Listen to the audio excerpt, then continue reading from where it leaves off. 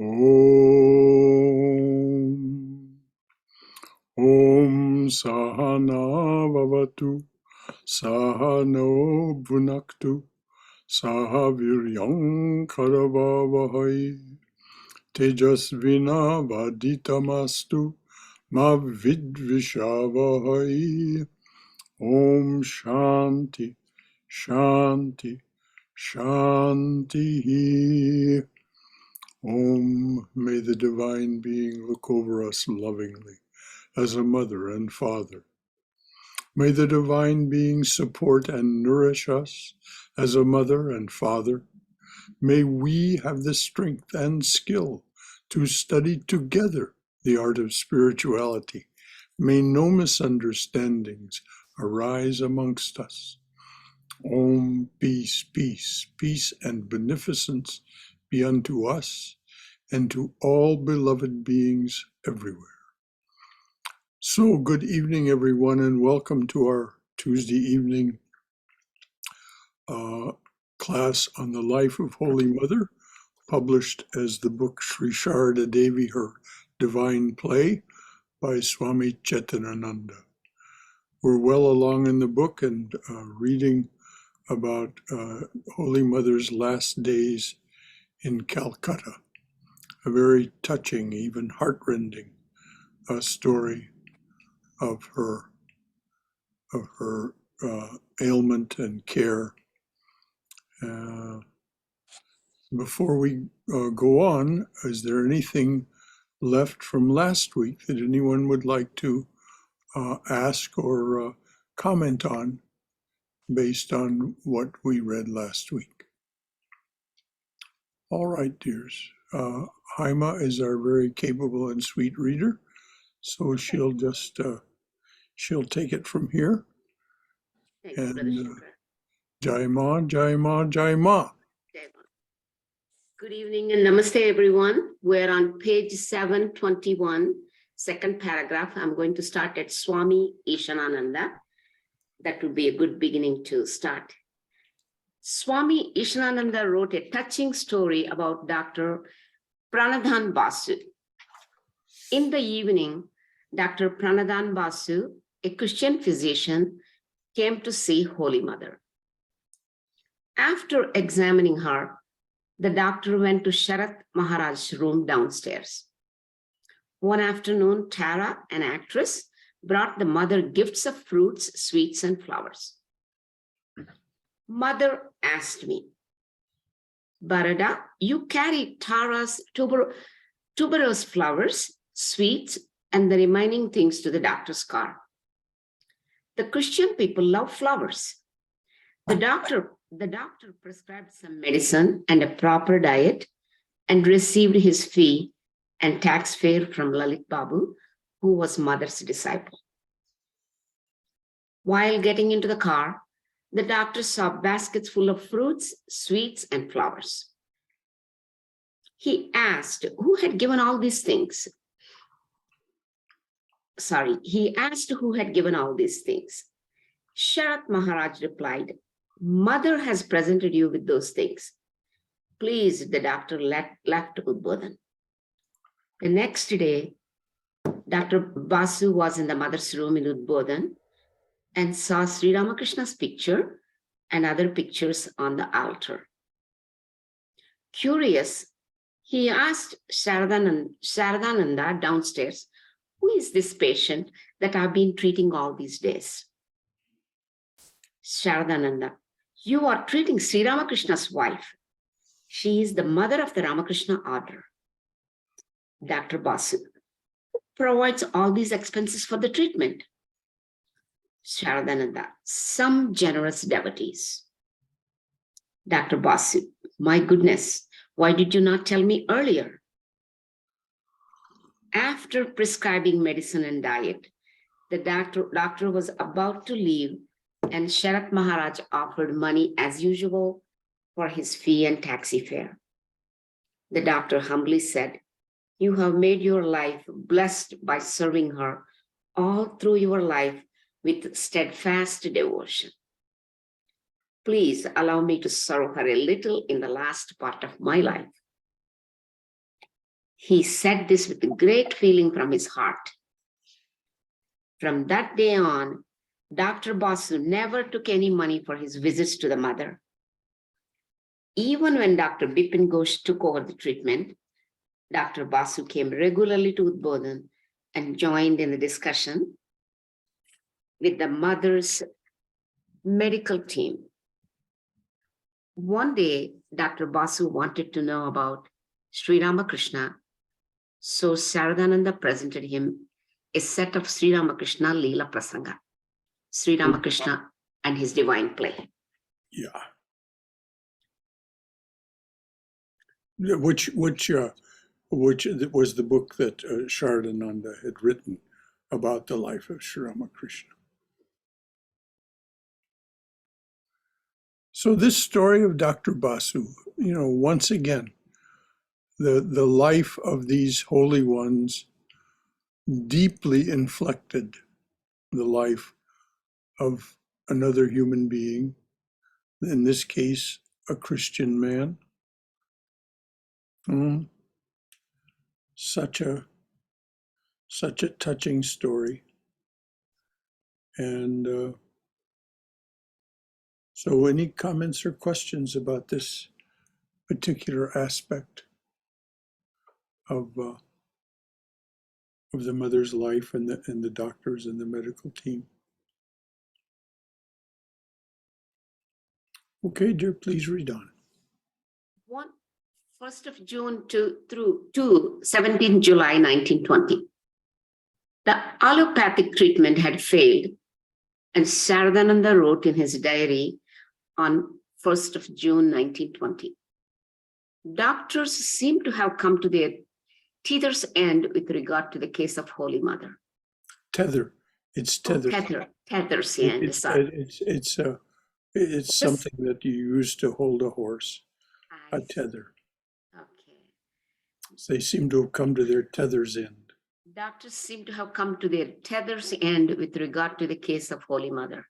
So Kaviraj is an honorific title used for the practitioners of Ayurvedic medicine. So Kaviraj Rajendranath Sen was called in today and given charge of our case. Kaviraj Shamadas was not well.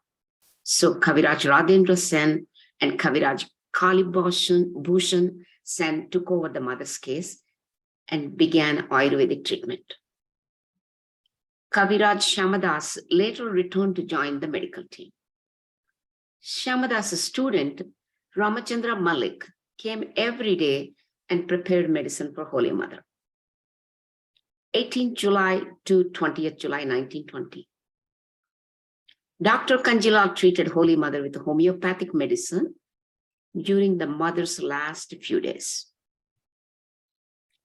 Saradananda engaged Sarada, later Bharati Prana, as the main nurse for the mother, and she was helped by Mandakini, Golapma, Yoginma, some girls from Nivedita school, and the mother's monastic attendants, including Ishanananda, Shantananda, Saradeshanananda, and Arupananda. Sarala recalled, within a couple of days of the mother's arrival from Jairambati to Udbodhan, Sharath Maharaj appointed me to serve her. Seeing the mother's health deteriorating day by day, I was pained and sometimes I cried. One day I said to the mother, "Mother, if you leave, I shall not live anymore." She replied, "Surely, my child, you will come to me in the end, but you will have to do some of my work before you return to me." Now there you are, you see. All of us have this feeling at some point as spiritual devotees, spiritual aspirants, that we'd just as soon be done with this life. But here's the answer. Here's the answer from Mother here. Surely you will come to me in the end, to Thakur Mao, or whoever your Ishta Devata is, whoever your chosen ideal is. You will come to them in the end. But in the meantime, there's some more work to do. This is the same story that is told often to people who have near-death experiences. They'll have this transcendent experience of the afterlife and beautiful, wonderful, absolutely overwhelming experiences. And they don't want to come back to their bodies. But they're told, no, you must come back. There is still some work for you to do. So, as my father's father used to say, well, let us be up and doing. Let us get done. Let us do the necessary, and be of good cheer as best we can. It's a hard world. It's a hard world we're living in. So sometimes it's very difficult, and we do have this feeling, oh, I'd just as soon this be over with. Anything else from anyone at all about this, or anything else that we've been reading?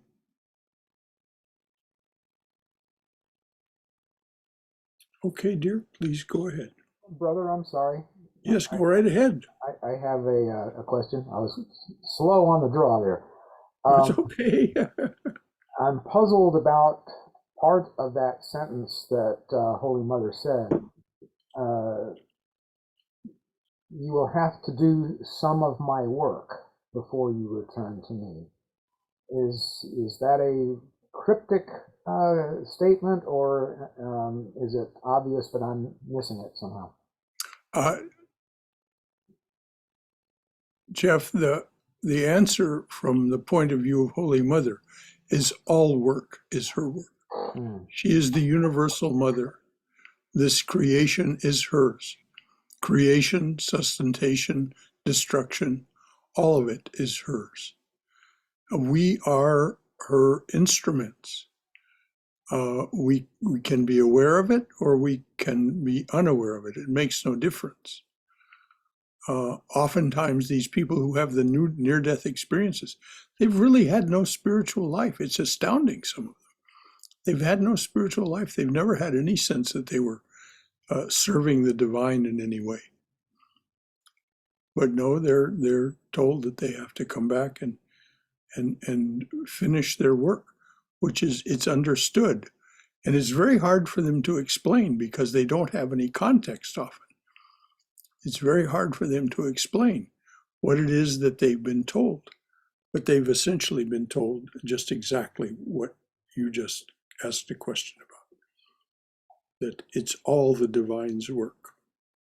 And Holy Mother, of course, was speaking on behalf of the creative, sustaining, and destructive powers of the universe. And we participate, each of us participates in those things continuously. If we begin to practice concentration and meditation, we see these things from the witness position. We see ourselves participating in the creation, sustentation, and even the destruction of the universe, of our participation in it. Even eating is part of that destructive and transformative process. Eating and digesting food. So this is what the mother meant. Any very good question, Jeff. Very, very on point. Anything else from anyone?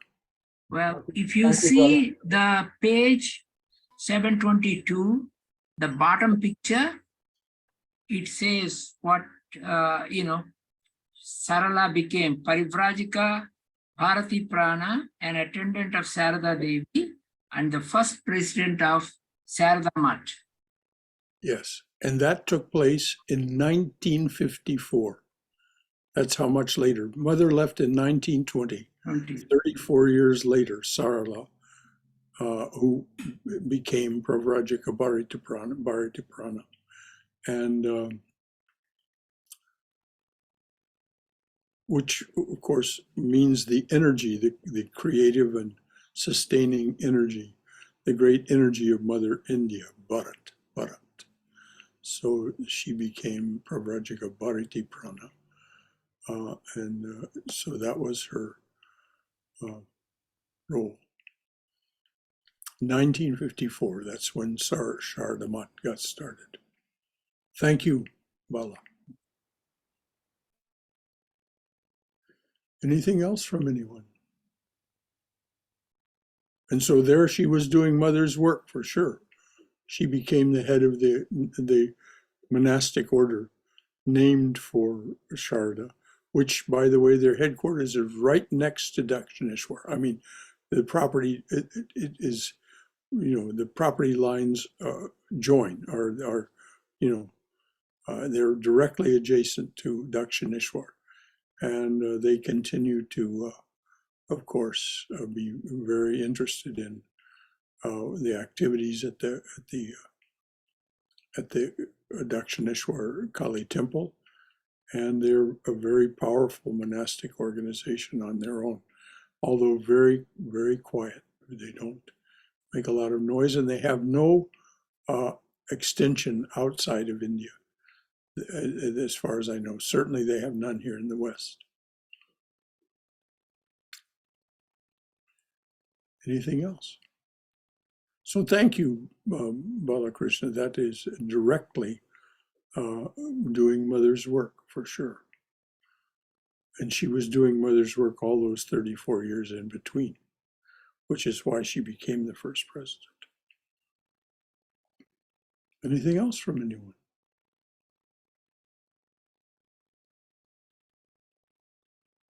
Okay, please read on, dear. Radhu and her son, Nalini, Surabala, Maku, and others had come to Calcutta with the mother. The mother had been fond of Maku's son Neda, who died some 10 months previously. Because seeing Maku might remind the mother of his death and cause her pain, Maku and Nalini did not want to stay at Udbodhan.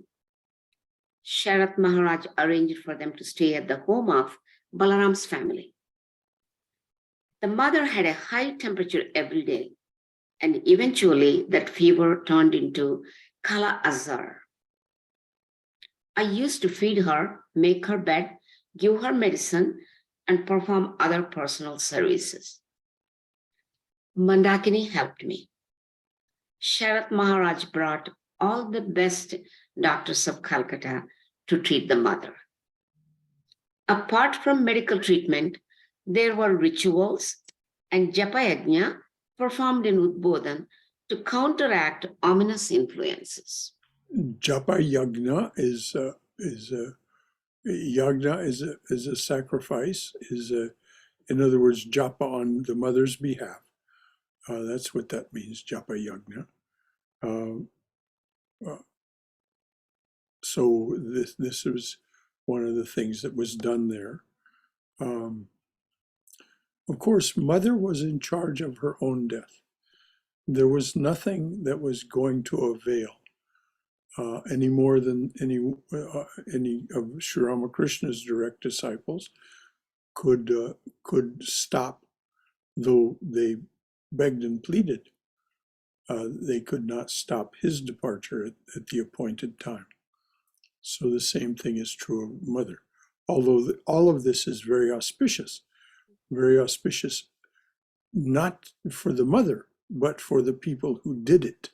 So please read that again, please, that last sentence. Sure. Apart from medical treatment, there were rituals and Japa-yajna performed in Udbodhan to counteract ominous influences. Despite all kinds of treatment and nursing, however, the mother was becoming weaker and more emaciated day by day. She had lost all taste for food and could not eat properly. From the middle of June, she was almost bedridden.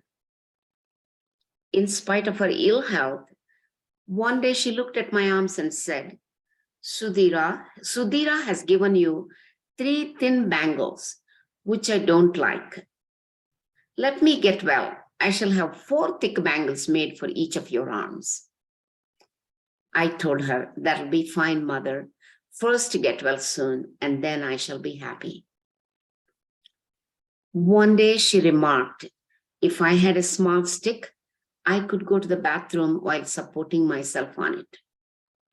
The next day, it was found that someone had left a stick in the corner of the room. It was just the right size, and the mother used it to get to the bathroom. This is one of those little minor miracles. Mother wished for a stick, and one appeared. Apparently, no one knew how or why, who had brought it, or whether she had just simply materialized it. Which, of course, these divine ones are capable of doing. They materialize the universe, after all. So there's no reason they can't materialize a small a cane. So this is just one of those things that leaves us scratching our heads. Anything else while we're paused? Yes, Brother Shankara. Yes, dear. Why were they were doing the Japa Yajna when she was the universal mother herself? Well, because they wanted to be of service, because probably because Sharat Maharaj directed them to. If they asked him what to do, he would have told them, well, do this, these rituals and Japa Yajna. As I said, in reality, these things are not done for the divine. The divine needs nothing from us. They want and need nothing from us. All they want is our love. That's really all they want. And all they care about is the divine spirit within us, the divine being within us. They love us without condition, unconditional love. So their love for us is unconditional and does not depend at all in any way on what we do. As is said by Swami Vivekananda in the evening prayer, love, who art partial to none, we are equal before thy sight. So I'm sure that these things were being done, Sham, because people said, what can I do? What can I do? And so they probably were addressing this question to Sharat Maharaj, Swami Saradananda. And he would have told them, well, then do this. If they were ritualists, he probably would have told them to do some sort of ritual. If they were more indrawn and contemplative by nature, he would have told them to do the Japa Yajna, something like that. Does that answer the question, Cham? Thank you. You bet. Anything else from anyone? Okay, dear, please read on. It could be also just to demonstrate to us what we should do in a situation like that. Thank you, Bala. Of course we can use this as an example. We still do that. Of course. Now, if we do this on behalf of another human being, as Swami Prabhavananda said, it is emphatically beneficial. As a matter of fact, making japam on behalf of another person is, according to Swami Prabhavananda, one of the most auspicious things we can do. When he says people have a right to their pain and suffering, do not try to remove it, sustain and comfort. One of the things he recommended as the sustaining and comforting was this japa yajna. He didn't call it that. He just said, make japam on behalf of others. When you start your japam, just addressing the divine being, say, this japam is for so-and-so. And so it's a very, very good observation, Bala, that this is an example to us. So we may do rituals on people's behalf if we're ritualists and know the rituals and are able to perform them correctly.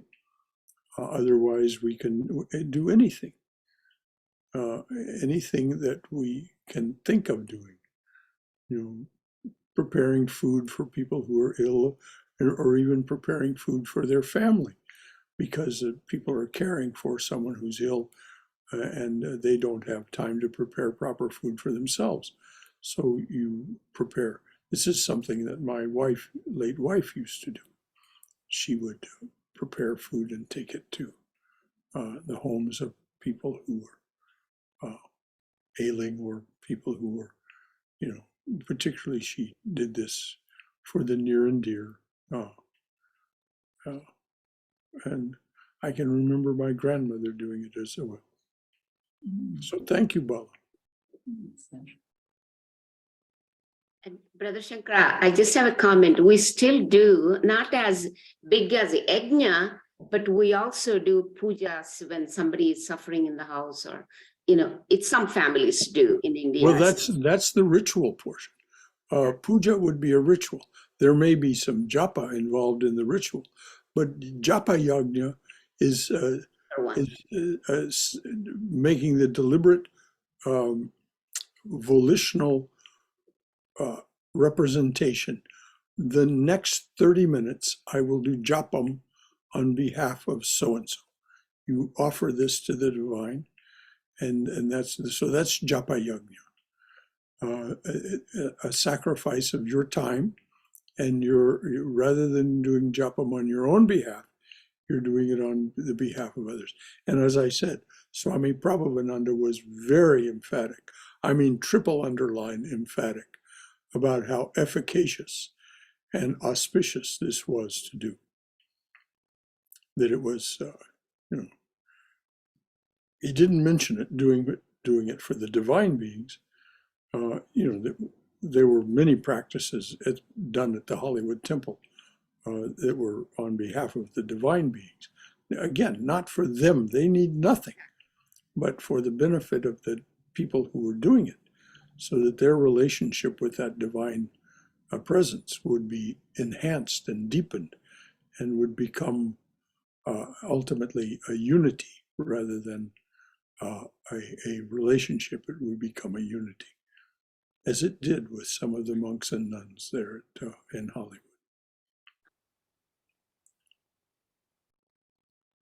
Thank you, Haima. Yes, pujas on behalf of others. This is the ritual portion.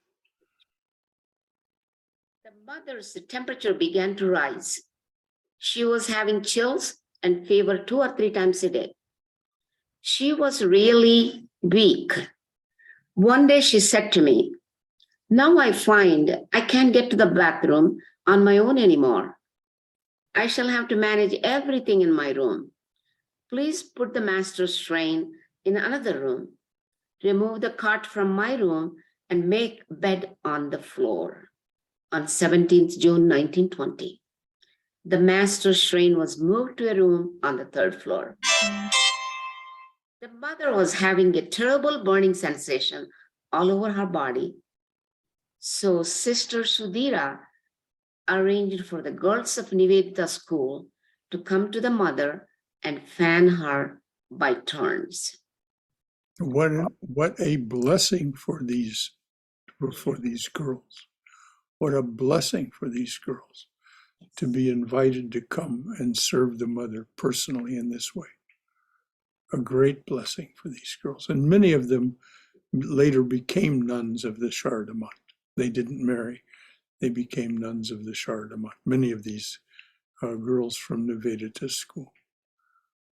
That was really the feeder for the beginning of the Sharada Math.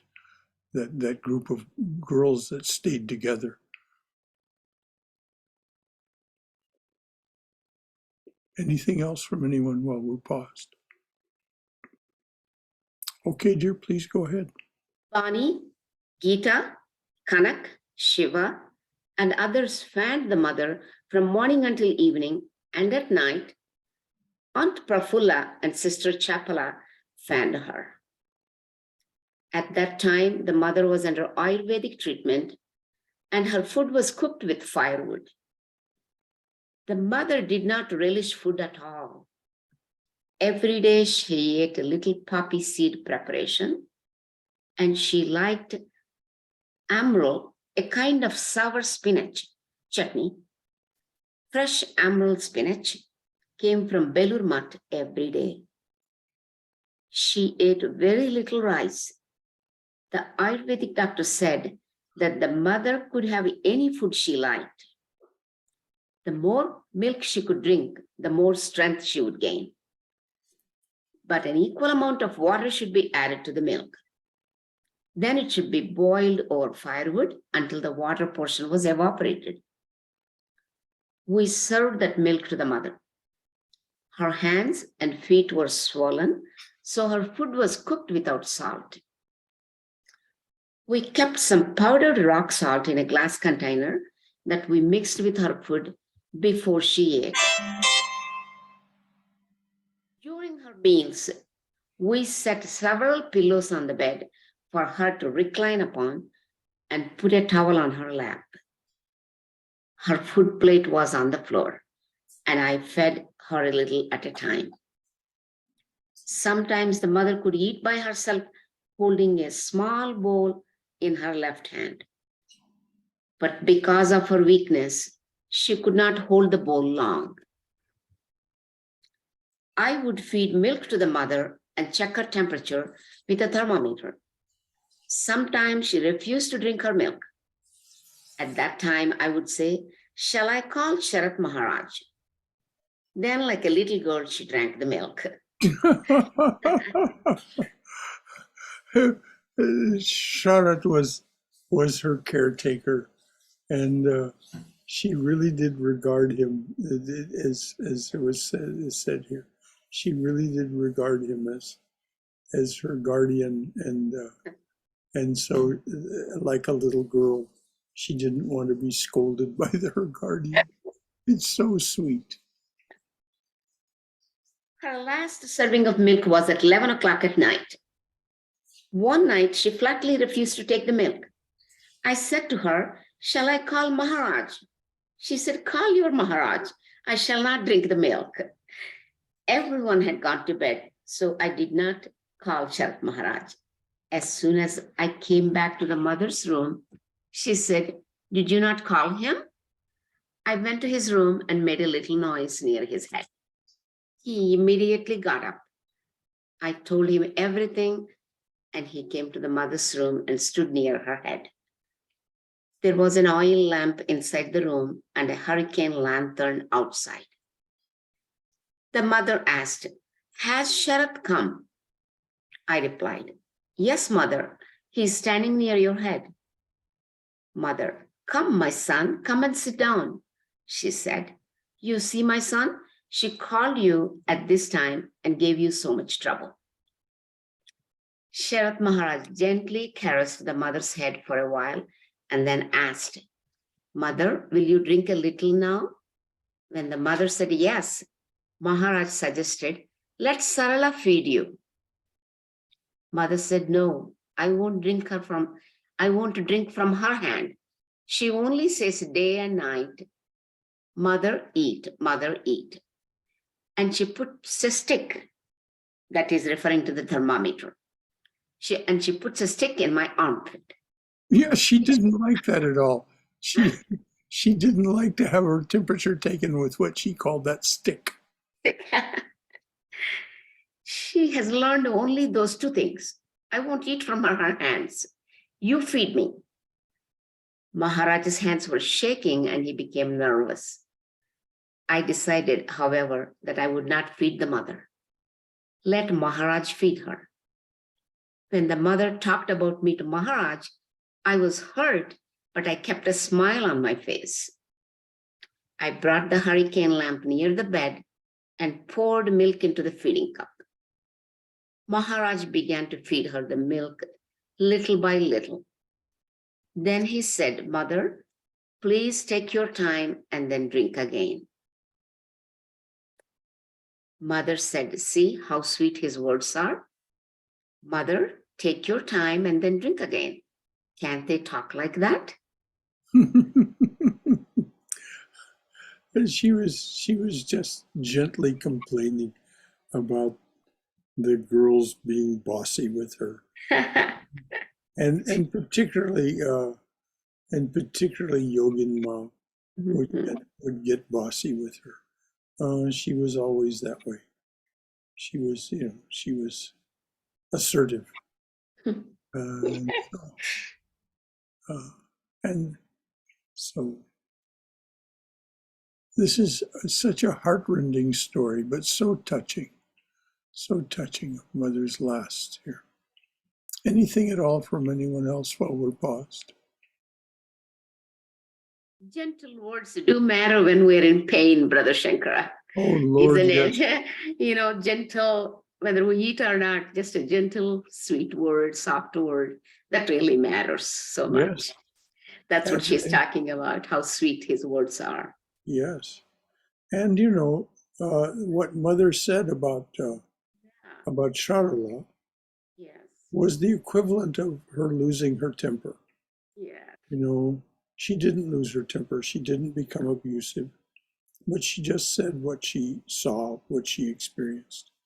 Most of us in such a situation, we would lose our temper with our attendants. We would be, there. She never lost her cool. It's so hard to be in pain. Yes. So, anything else while we're stopped? All right, dear, please read on. Mother said, see how sweet his words are. Mother, take your time and then drink again. Can't they talk like that? When the mother had finished drinking, Maharaj dropped the mosquito curtain, tucked it under her mattress, and said, Mother, let me go now. Mother said, yes, my son. Ah, how much trouble I have given you this night. Please go and sleep now, my son. Durga, Durga. Previously, the mother had worn a long veil in front of Sharat Maharaj, and she seldom talked to him directly, which had hurt his feelings. Sometimes he would say with a smile, it is as if I am her father-in-law. In those days, the daughter-in-law wore a veil in front of her father-in-law. Later, Sharat Maharaj said, with a view to removing my pain and wounded feelings, the mother took my service that way. The next day, I said to Sharat Maharaj, it seems that the mother is a little irritated with me. I shall no longer give her milk or check her temperature with a thermometer, but I shall arrange everything from behind the scenes. Sharat Maharaj, but you will have to feed the main meal.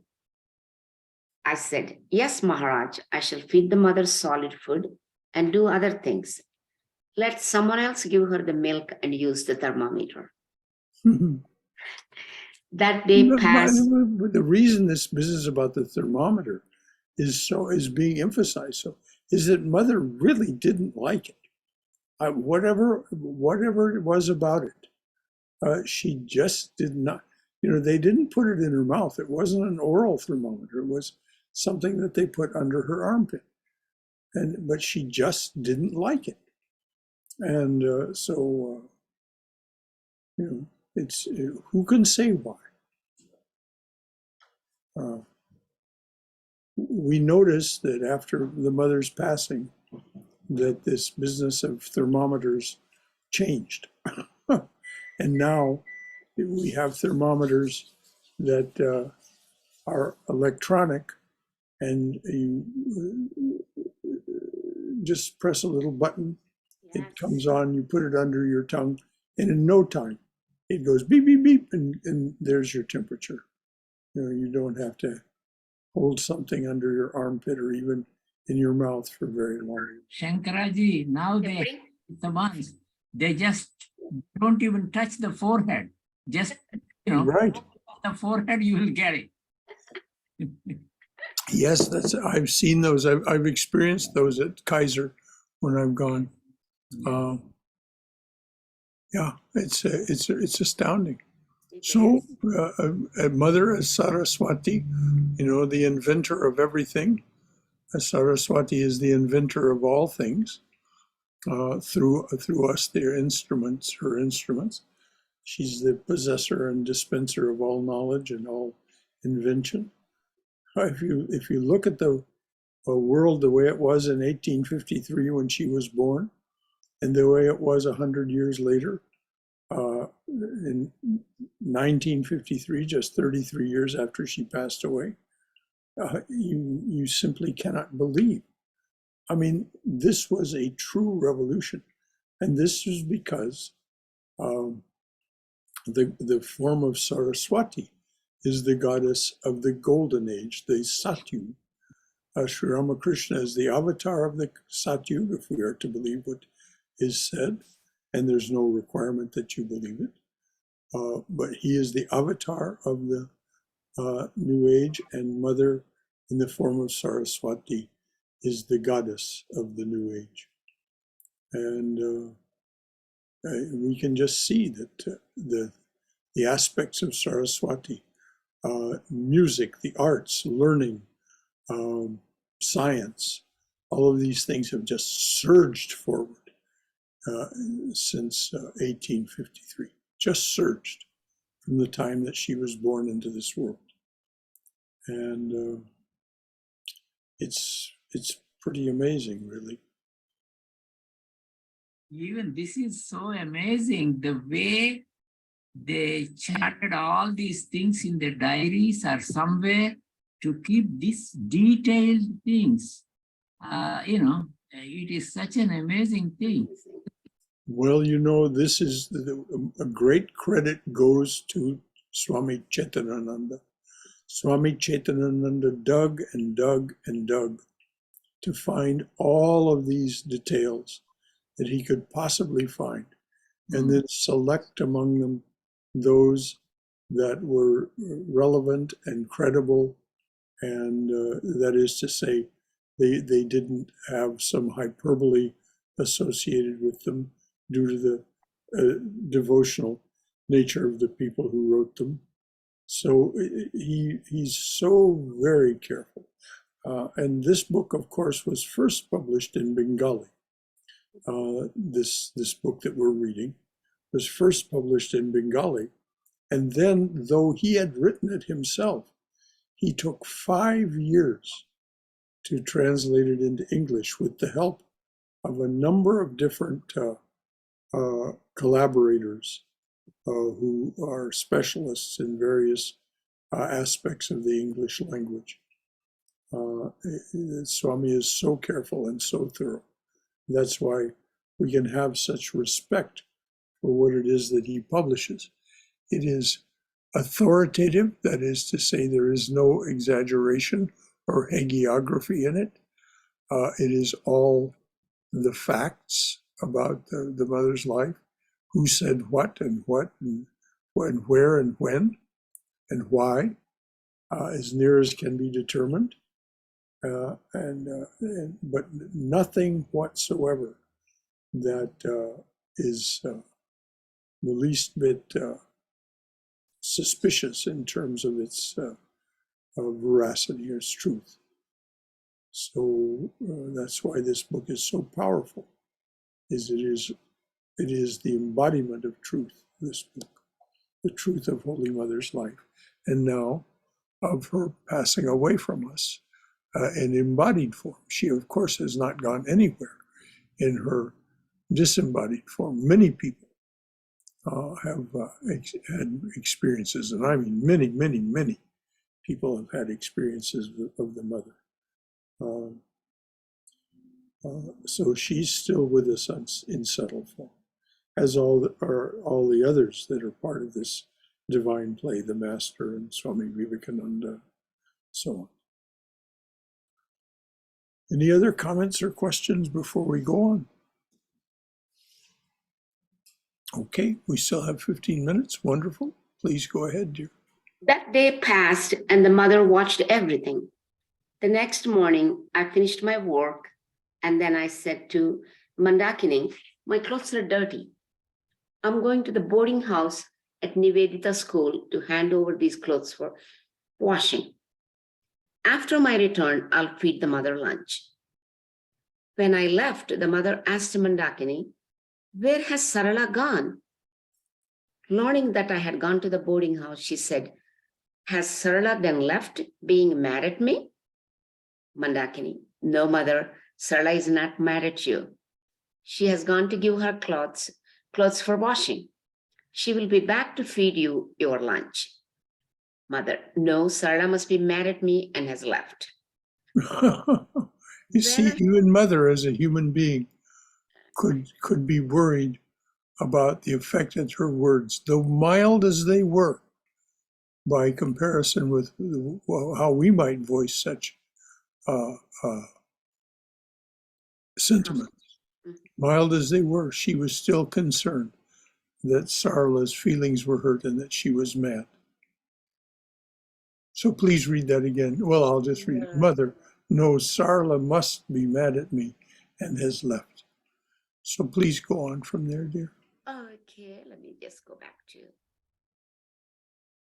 mad at me. Mandakini, no, mother, Sarala is not mad at you. She has gone to give her clothes for washing. She will be back to feed you your lunch. Mother, no, Sarala must be mad at me and has left. When I returned, Mandakini told me everything.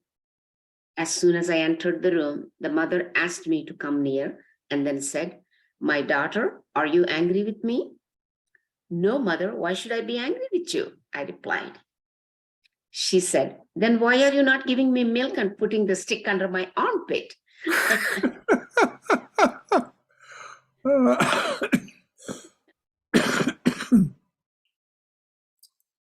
Look, my child, sometimes I'm a little irritated from suffering constantly with this disease. Sometimes I say something, but I do not mean it. Don't be angry with my words, my child. Saying so, she put my head on her chest. Now, listen to this. Yes. This is mother apologizing for even these mild words and explaining herself. And then saying so, she put my head on her chest. And showed her affection. I then cried. Of course she did. How could she not? Yeah. During her prolonged illness, Holy Mother developed a repulsion towards food. She did not relish the doctor's diet, and her food intake was very small. She used to eat a small quantity of rice for lunch. One day, Dr. Kanjilal was present when the mother was eating.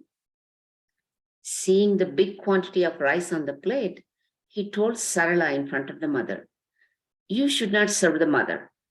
Tomorrow, I shall bring 2 nurses to serve her. You need not do anything. The mother heard the doctor and told Sarala later, does he think that I will take service from those girls with boots on? It's not.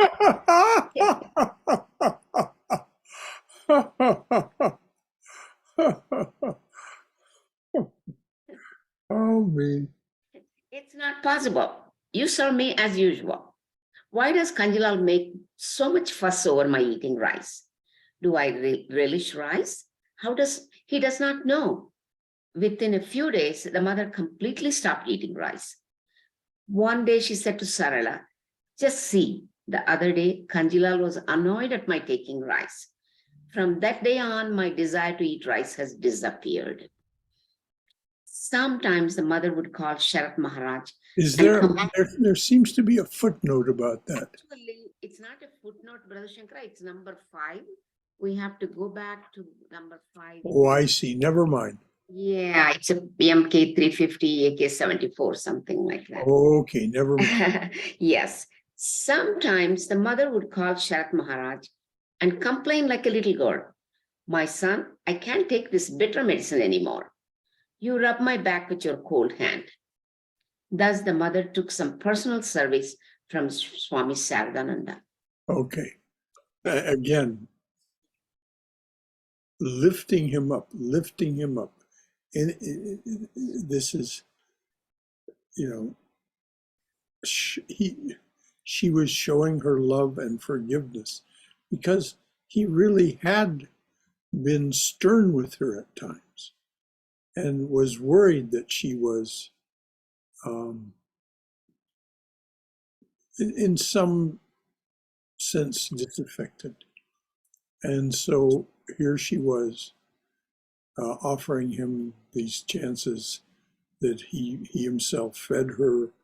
He would take care of her personally, and now she's saying, "You rub my back with your hand." Now, we can understand this intellectually, that what a wonderful and powerful thing this was. He understood it at a far, far, far deeper level because of his relationship with the divine. This is an ever-free soul. This is one of the Ishvara Koti, Sharat Maharaj, Swami Sarada.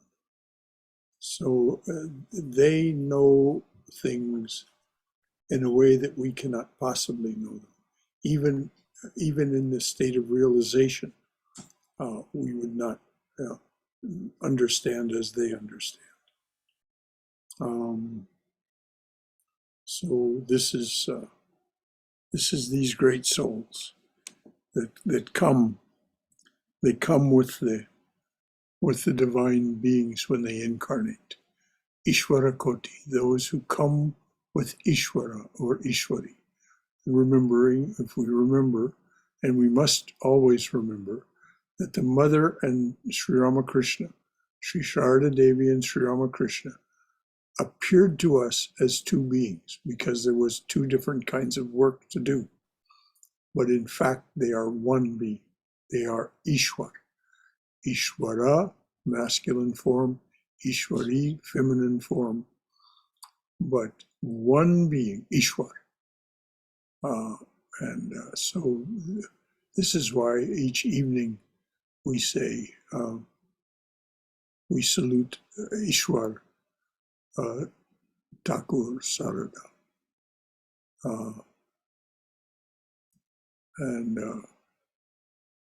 So this is so important for us to remember that these Ishvara Kotis, these ones who come with Ishwar when they incarnate. It was said by Sri Ramakrishna that Sharadananda, or Sharat, his birth name Sharat, that he had been a direct disciple of Christ. He and Ramakrishnananda, Sri Ramakrishna said, had been direct disciples of Christ and had served him directly. So they come with these,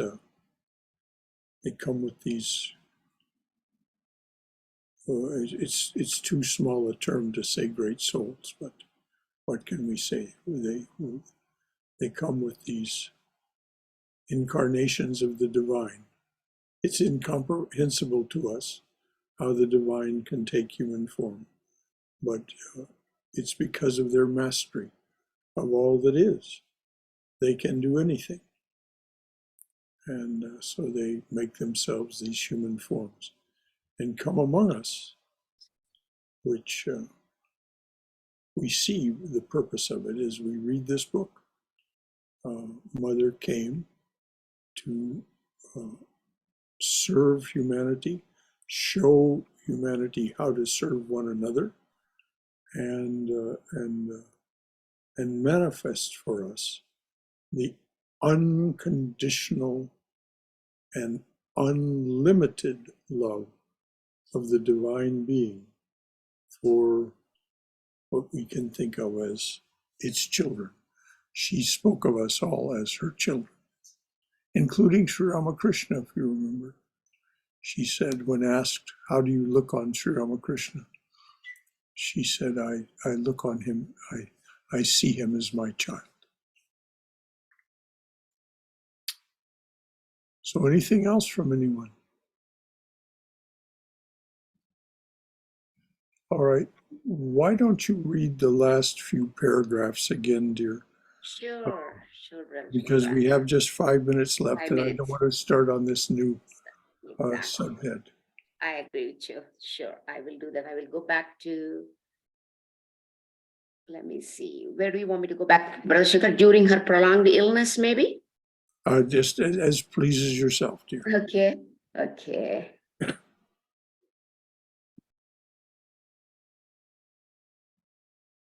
Okay, let me go back to the top of the page. Learning that I had gone to the boarding house, she said, has Sarala then left being mad at me? Mandakini, no, mother, Sarala is not mad at you. She has gone to give her clothes for washing. She will be back to feed you your lunch. Mother, no, Sarala must be mad at me and has left. When I returned, Mandakini told me everything.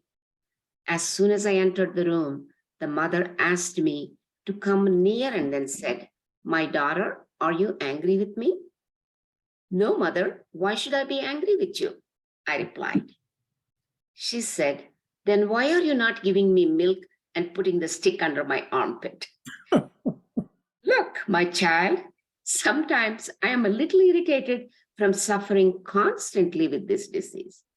Sometimes I say something, but I do not mean it. Now Don't listen to these words. The mother of the universe is saying that when she takes human form, even she can become a little irritated with her suffering and say things that she doesn't really mean. We can take this to heart when we see people suffering, when we're in the presence of people who are suffering, and they say things to us that seem rude. Oh, this is just the condition that they're in. It doesn't mean anything. They don't really mean it. They're only expressing their frustration, their impatience, and their irritation with what they are living with or dying of, in this case, of mother. How very sweet, the mother of the universe, saying that in human form, even I am capable of this, my daughter. So read those words again, please, dear. Sure. She said, no, mother, why should I be angry with you? I replied. She said, then why are you not giving me milk and putting the stick under my armpit? Look, my child, sometimes I'm a little irritated from suffering constantly with this disease. Sometimes I say something, but I do not mean it.